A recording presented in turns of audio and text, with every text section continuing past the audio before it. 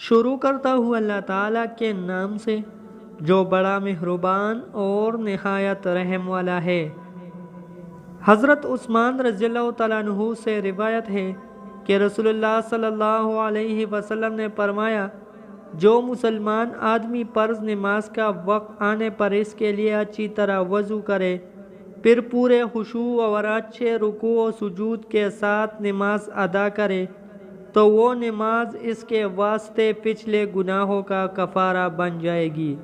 جب تک کہ وہ کسی کبیرہ گناہ کا مرتکب نہ ہوا ہو، اور نماز کی یہ برکت اس کو ہمیشہ ہمیشہ حاصل ہوتی رہے گی۔ تشریح: اس حدیث سے معلوم ہوا کہ نماز کی یہ تاثیر اور برکت کہ وہ سابقہ گناہوں کا کفارہ بن جاتی ہے اور پہلے گناہوں کی گندگی کو دور ڈالتی ہے، اس شرط کے ساتھ مشروط ہے کہ وہ آدمی کبیرہ گناہوں سے آلودہ نہ ہو، کیونکہ کبیرہ گناہوں کی نحوست اتنی علیز ہوتی ہے اور اس کے ناپاک اثرات اتنے گہرے ہوتے ہیں جن کا ازالہ صرف توبہ ہی سے ہو سکتا ہے۔ ہاں، اللہ تعالیٰ چاہے تو یوں ہی معاف فرما دے، اس کا کوئی ہاتھ پکڑنے والا نہیں۔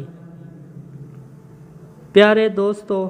اللہ تعالیٰ ہم سب مسلمانوں کی گناہوں کو معاف فرما دے۔